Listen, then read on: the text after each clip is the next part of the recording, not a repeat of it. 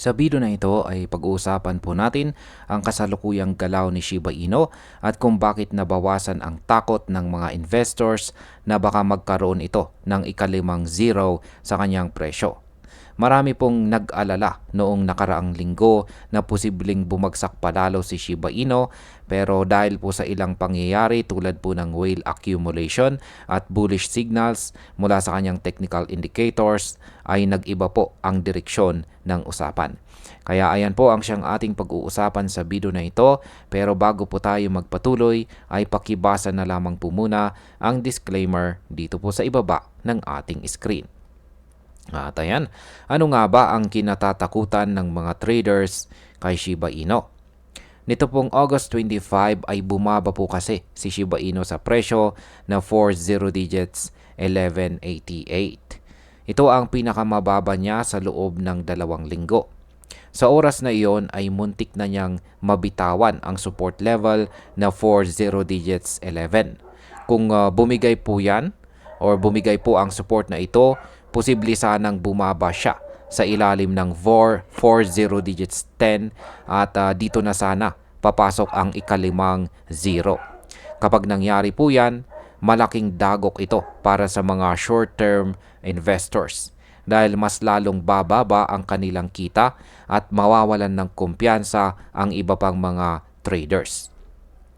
Ngayon ay paano po ba nakabangon si Shiba Inu mula sa bagsak na presyo? Mula po sa low nitong August 25, umangat na siya at ngayon ay nasa presyong 40 digits 1270. Ibig sabihin ay meron po siyang 24-hour spike na 2.72% at 1.45% improvement sa nakaraang linggo. Ang ganito pong pag-angat ay nagbigay ng konting ginhawa sa mga investors dahil pinapakita nitong buhay pa rin ang demand para kay Shiba Inu. Kung tuloy-tuloy po ang ganitong galaw, mas lalaki po ang chance na manatili siya sa ibabaw ng critical support levels. Ngayon ay sino po ang nagbigay ng lakas kay Shiba Inu? Dito po pumapasok ang papel ng mga tinatawag na whales. Sa nakaraang 3 araw ay may isang malaking investor na bumili ng 204.3 billion SHIB mula po sa Coinbase at nilipat ito sa isang bagong Ethereum wallet. Ginawa po ito sa 14 transactions at karamihan po sa mga galaw ay tig 15.31 billion SHIB kada transaction. Kaya ayan po ang screenshot sa kanyang mga transactions na isinagawa. Kapag may ganitong klase po ng whale activity, lumalakas po ang loob ng mga traders. At bakit? Kasi ipinapakita po nito na may mga malalaking players na handang pumasok at maglagay ng malaking kapital. Posible pong magbigay ito ng suporta sa presyo dahil nababawasan po ang supply sa exchange at mas tumataas po ang chance na mag-surge ang value. Ano naman po ang epekto ng whale accumulation sa market sentiment? Kapag nakikita po ng community na may malalaking pondo na pumapasok kay Shiba Inu, natural lang po na tumaas ang optimism. Sa kasalukuyan, nabawasan po ang takot na magdadagdag siya ng ikalimang zero. Sa halip, mas marami po ang nag-iisip na may posibilidad pa siyang umakyat lalo na kung magpapatuloy ang bullish momentum.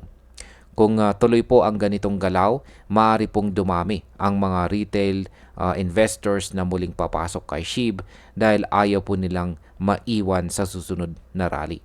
Ang epekto po nito ay mas malakas na demand at posibleng mas mabilis na pagtaas ng presyo. Ngayon ay kailan naman huling nagkaroon ng 5-0 itong si Shiba Inu? Ang huling beses na umabot po si SHIB sa presyong may 5 leading zeros ay nangyari po noong February 27, 2024. Bumagsak din po siya malapit dito noong June 22, 2025 kung saan bumagsak po siya sa presyong 40 digits 1010. Pero kahit 2 beses nang muntik mawala ang kanyang 4 na zero, nakatagal pa rin siya sa ibabaw ng 40 digits 1.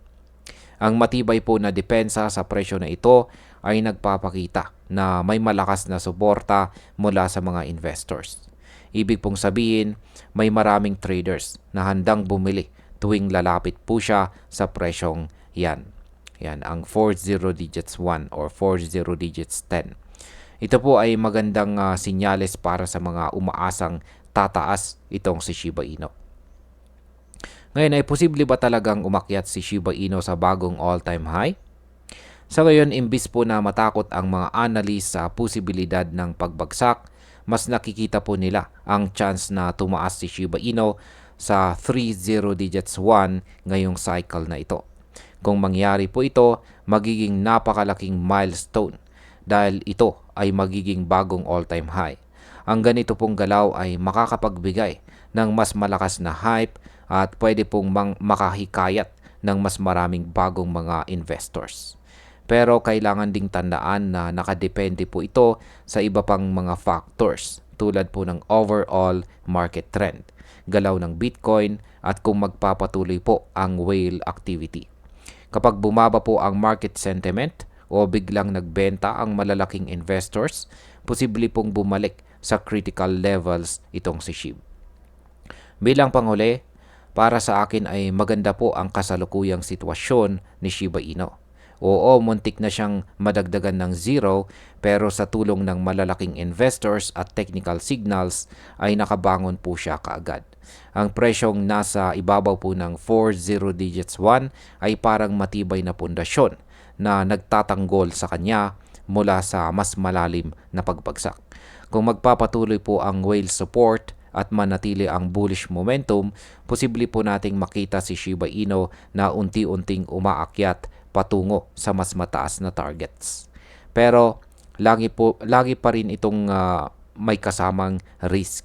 Kaya mahalaga po para sa atin bilang mga traders at investors na bantayan ang galaw at huwag po tayong basta-basta magpapadala sa hype.